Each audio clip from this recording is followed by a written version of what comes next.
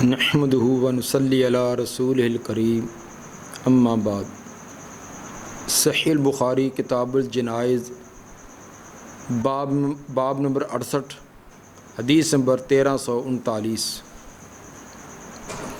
बाब मन अहब्बत दाफना फ़िल अर्दिल मुक़द्दसति औ नहविहा।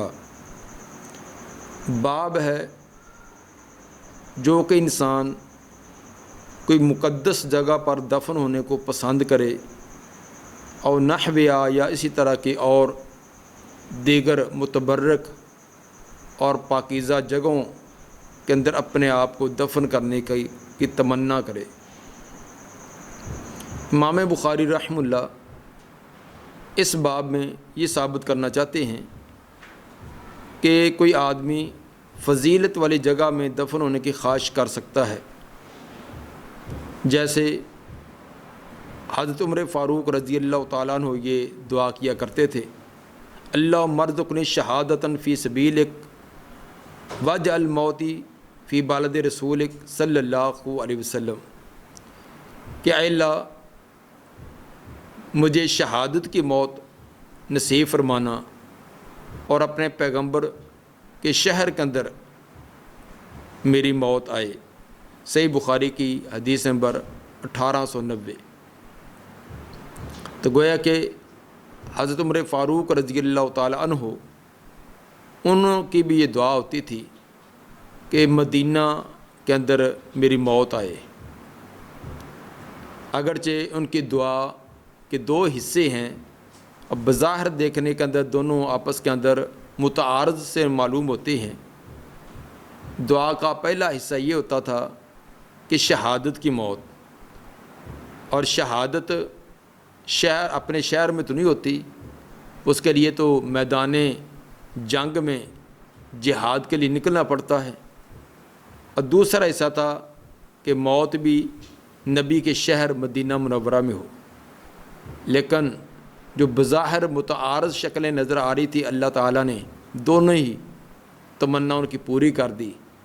मौत भी शहादत की ऐन नमाज की हालत में, और सिर्फ़ नबी के शहर में नहीं, नबी की मस्जिद और नबी के मुसल्ले पर।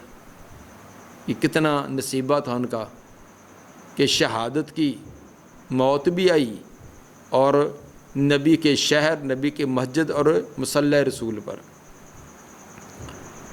और नहविहा से मुराद कि इसी तरह मुक़द्दस जगह वो जिनकी तरफ ख़ुसूसी तौर पर एहतमाम के साथ सफ़र करना किया जाता है, वो जगह मुराद है।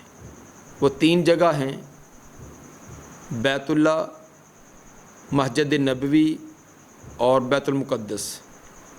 ये इन तीन जगह की तरफ ख़ुसूसी एहतमाम किया जाता है और ये इन्हीं की तरफ सफ़र करने की इजाज़त दी गई है। बाकी तमाम जगह होने के अतबार से बराबर हैं और तमाम मसाजिद भी मस्जिद होने के अतबार से बराबर हैं, इल्ला ये कि जिनकी कोई इस्तिस्नाई सूरत आई है, जिस तरह मस्जिद कुबा। हाँ, कोई ख़ारजी असबाब तो हो सकते हैं, वहाँ इल्मी कोई हल्का है, कोई दावत व तबलीग का सिलसिला है, कोई जिहाद का सिलसिला है। इन चीज़ों की वजह से तो किसी जगह के अंदर कोई ख़ुसूसी नुमायाँ चीज़ हो सकती है, वरना जगह होने के अतबार से तमाम बराबर हैं। किसी एक जगह की तरफ इस नीयत से सफ़र करना कि उस जगह बड़ी मुतबर्रक है, वहाँ जाने से ये फ़लाँ शर्फ़ हासिल होगा, फ़लाँ होगा, वहाँ नमाज़ पढ़ने से, वहाँ इत्काफ़ बैठने से इतना ज़्यादा फ़जीलत हासिल होगी, ये इन तीन जगहों के अलावा किसी और जगह की तरफ करना दुरुस्त नहीं है। हदीस नंबर 1339। क़ाल हद्दसना महमूद क़ाल हद्दसना अब्दुर्रज़्ज़ाक़ क़ाल अख़बरना मअमर अन इब्न ताऊस अन अबीही अन अबी हुरैरा रज़ियल्लाहु अन्हु क़ाल उरसिला मलकुल मौत इला मूसा अलैहिस्सलाम। सैयदना अबू हुरैरा रज़ियल्लाहु ताला फरमाते हैं कि मलकुल मौत का फ़रिश्ता भेजा गया मूसा अलैहिस्सलाम की तरफ सावदर रूह कब्ज़ करने के लिए। फ़लम्मा जाऊ फ़क़्क़हू, जब उसके पास आया तो मूसा अलैहिस्सलाम ने उसको थप्पड़ मारा। فراجع الی ربی، تو وہ واپس پلٹ کر اپنے رب کی طرف گیا. فقال ارسلتنی الی عبد لا یرید الموت، عرض کی اے اللہ آپ نے مجھے ایک ایسے بندے کی طرف بھیجا ہے جو موت نہیں چاہتا، مرنے نہیں چاہتا. فرد اللہ علیہ عینہ، تو اللہ نے اس کی آنکھ کو واپس کر دیا. صاحبزر کی آنکھ نکل گئی تھی، ختم ہو گئی تھی، ضائع ہو گئی تھی، اس لیے دوبارہ لوٹا دی. وقال ارجع، اور اللہ تعالیٰ نے فرمایا کہ واپس جاؤ. فقل لہ یادا یادہ علی متن ثور، اور میرے اس بندے کو کہیے کہ اپنا ہاتھ بیل کی کمر پر رکھے. فلو بکل ما غطت بہ یدہ بکل شعرۃ سنۃ، اس کے ہاتھ کے نیچے جتنے بال آئیں گے ہر بال کے بدلے 1 سال آپ کی عمر بڑھا دی جائے گی. بیل کی کمر کے اوپر ہاتھ رکھیں، ہاتھ کے نیچے جتنے بال ہوں گے ہر بال کے بدلے 1 سال. قال اے رب، چنانچہ فرشتے نے آ کر بتلایا. تو موسیٰ علیہ السلام نے پوچھا اے رب ثم ماذا، اے میرے اللہ اس کے بعد کیا ہوگا؟ ہاتھ کے نیچے بالوں کے برابر اتنے سال عمر بڑھ جائے گی تو اس کے بعد پھر کیا ہوگا؟ قال ثم الموت، فرمایا کہ پھر موت ہے، موت تو آنی. تو قال موسیٰ علیہ السلام فرمانے لگے فالآن، تو پھر ابھی چلتے ہیں. پھر اتنے سال یہاں دنیا میں رہ کر پریشانیاں طرح طرح کی مشقتیں جو برداشت کرنی ہے، پھر ابھی اپنے اصل ٹھکانے کی طرف چلتے ہیں. فسأل اللہ ان یدنیہ من الارض المقدسۃ رمیۃ بحجر، پھر سوال کیا انہوں نے اللہ تعالیٰ سے کہ قریب کر دے ان کو مقدس زمین، بیت المقدس کے قریب، اتنا قریب کہ پتھر پھینکنے کی مقدار، آدمی پتھر زور سے پھینکے جتنی دور جاتا ہے بس اتنا ہی فاصلہ رہ جائے، یعنی بالکل قریب. قال رسول اللہ صلی اللہ علیہ وسلم، تو آپ صلی اللہ علیہ وسلم نے فرمایا ولو کنت ثم، اگر میں وہاں ہوتا اس جگہ، لارأیتکم قبرہ علی جانب الطریق عند الکثیب الاحمر، تو میں تمہیں ان کی قبر دکھلاتا راستے میں، راستے کے ایک طرف سرخ ٹیلے کے پاس ہے، راستے کے قریب بھی سرخ ٹیلے کے پاس وہ قبر میں تمہیں دکھلا دیتا. اس سے امام بخاری رحمہ اللہ نے یہ ثابت کیا کہ مقدس جگہ، پاکیزہ جگہ، وہاں دفن ہونے کی تمنا کرنا یہ جائز و درست ہے، لیکن شرط یہ ہے کہ ایمان، عقیدہ، ایمان، عمل صالح یہ ہوں تو پھر یہ. اگر ایمان ہی نہیں، عمل صالح نہیں، تو پھر خالی تمنا کرنے کا تو فائدہ نہیں نہ ہوگا. مدینہ کی سرزمین پر کتنے منافق مدفون ہوئے، خود نبی کے زمانے کے اندر عبداللہ بن ابی منافقوں کو بھی تو مدینہ میں دفن کیا، لیکن ایمان نہ ہونے کی وجہ سے اس کا مدینہ میں دفن ہونے کا کوئی فائدہ نہیں. اسی طرح مکہ کے قبرستان کے اندر کتنے اس دور میں جو غیر مسلم مرے تھے ان کو بھی وہیں دفن کیا گیا. اس کے اندر ایمان اور عمل یہ اس کے لیے شرط ہے. اور اسی طرح کتنے ہی نیک اور صالح محدثین فقہاء ہیں جو غیر مسلم کی زمین پر تھے، وہاں فوت ہوئے، وہیں ان کی قبریں. تو اصل کے اندر اگر ایمان نہیں یا ایمان درست نہیں اور اس طرح کی نیک اعمال اس کے پلے نہیں، تو صرف مقدس جگہ پر دفن ہو جانا یہ کافی نہ ہوگا، بلکہ اصل بنیاد کا ہونا بھی لازمی ہے. اگر اصل چیز ہوگی تو پھر یہ بیرونی چیزیں، خارجی چیزیں، پھر وہ بھی فائدہ مند ہوگی. اس حدیث پر ملحدین اور منکرین حدیث انہوں نے بڑے لمبے تڑنگے اعتراضات کی بچھاڑ کر دی کہ دیکھو جی یہ کیسے ہو سکتا ہے کہ موسیٰ علیہ السلام فرشتے کو، ملک الموت کو تھپڑ مار دیں، پھر اس کی آنکھ کیسے نکل سکتی ہے؟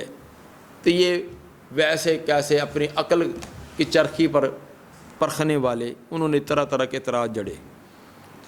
حالانکہ بالکل واضح بات ہے کہ جب نبی صلی اللہ علیہ وآلہ وسلم نے فرمایا اس طرح واقعہ ہوا ہے تو اس میں کسی قسم کے اعتراض کی کوئی گنجائش ہی نہیں.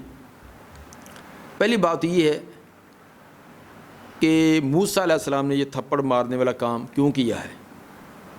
تو اللہ تعالیٰ کی طرف سے انبیاء کا یہ اکرام ہوتا ہے کہ ان کی اجازت سے ان کی روح قبض کی جاتی ہے.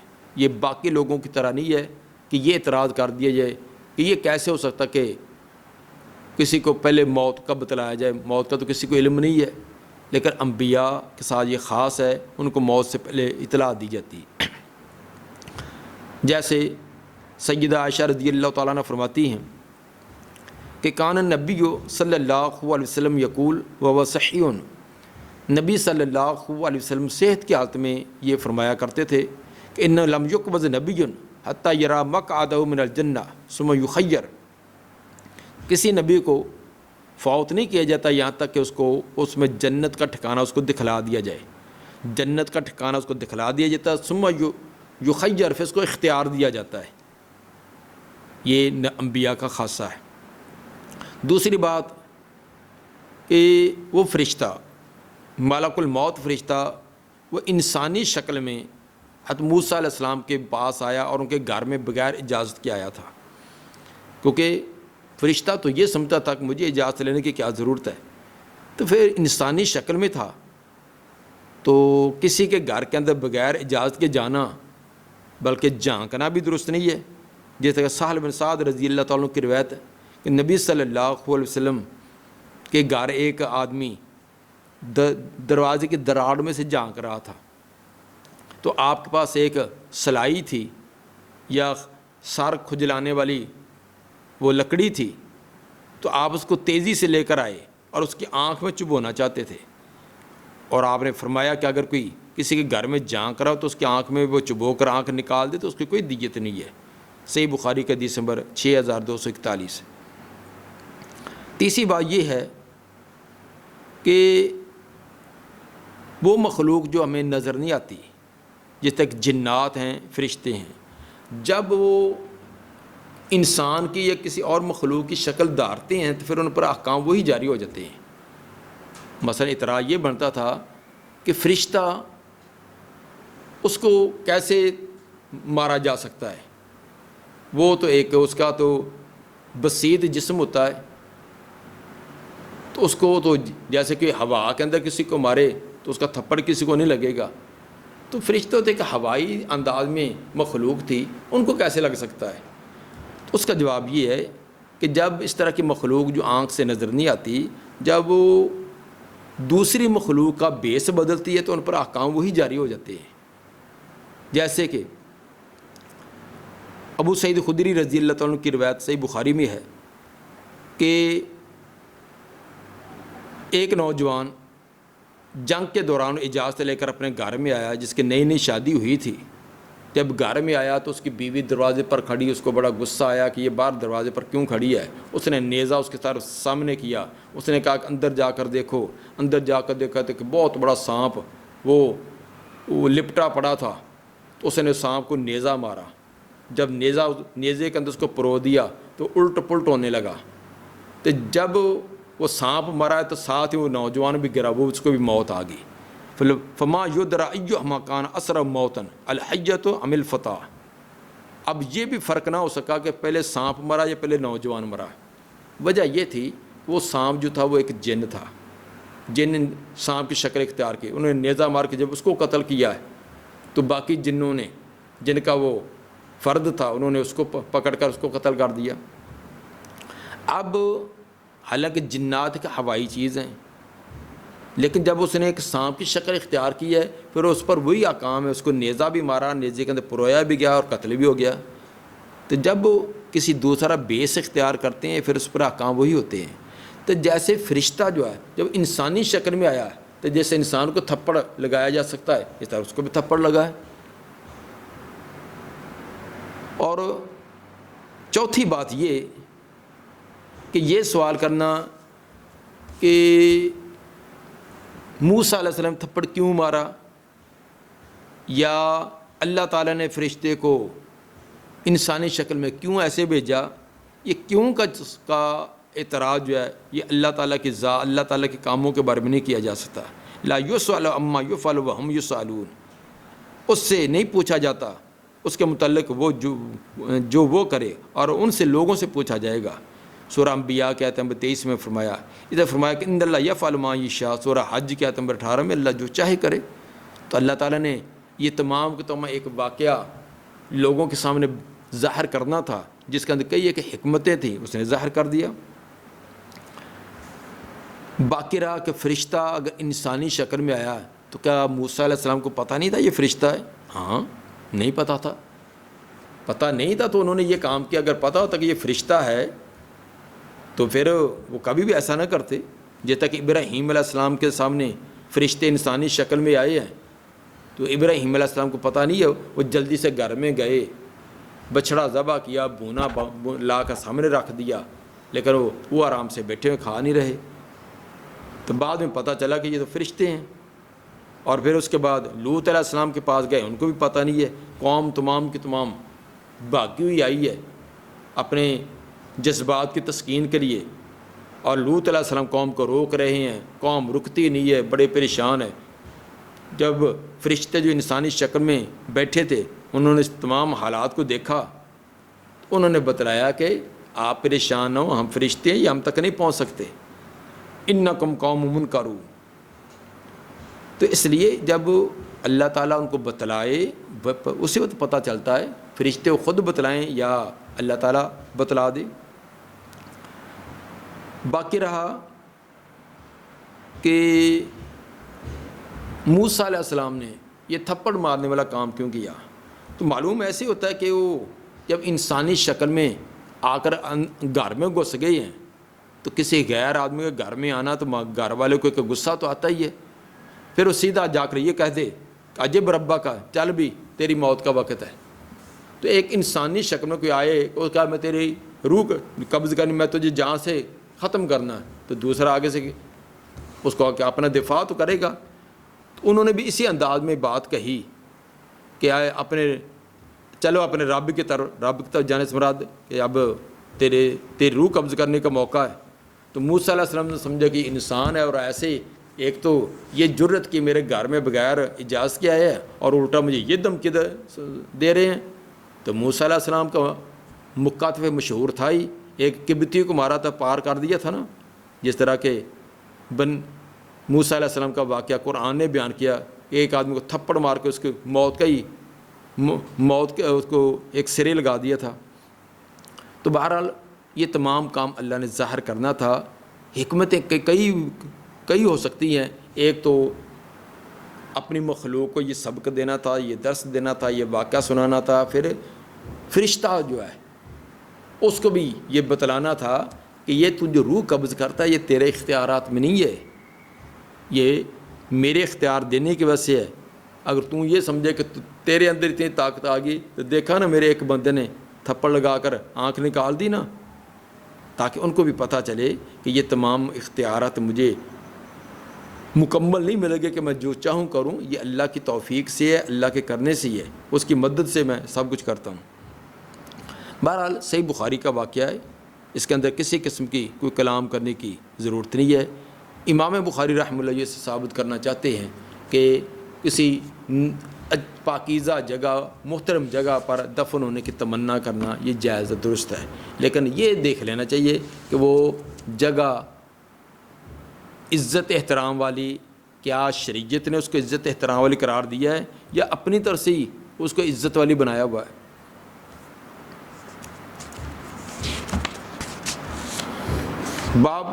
باب نمبر 69، باب الدفن باللیل، باب رات کے وقت دفن کرنا۔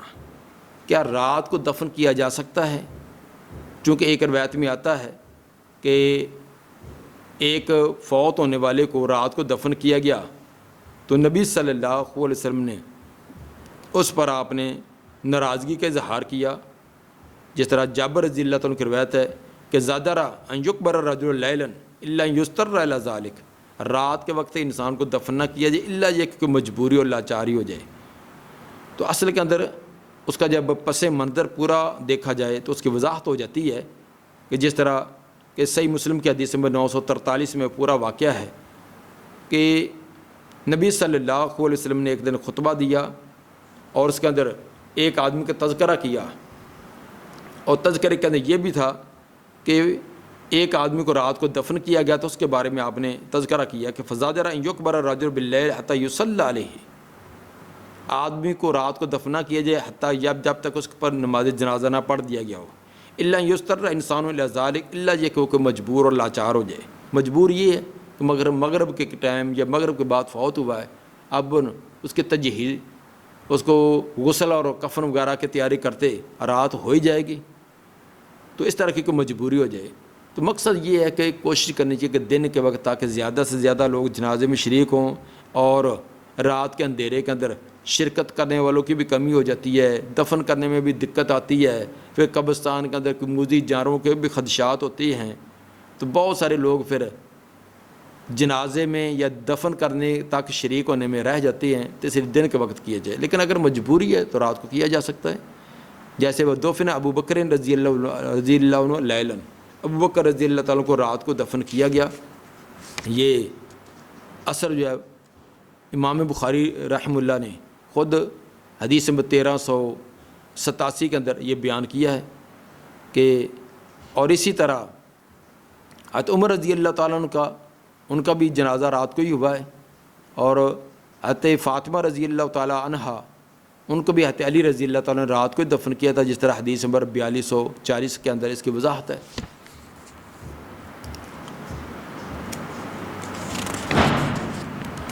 حدیث نمبر 1340، حدثنا عثمان بن ابی شیبہ حدثنا جریر عن الشیبانی عن الشعبی عن ابن عباس رضی اللہ عنہما قال صلی النبی صلی اللہ علیہ وسلم علی رجل بعدما دفن بلیلۃ، نماز پڑھی نبی صلی اللہ علیہ وسلم نے ایک آدمی کی بعد اس کے کہ اس کو رات کو دفن کر دیا گیا تھا، رات کو دفن کر دیا گیا تھا، تو اگلے دن آپ کو پتہ چلا تو آپ نے اس کی قبر پر جنازہ پڑھا۔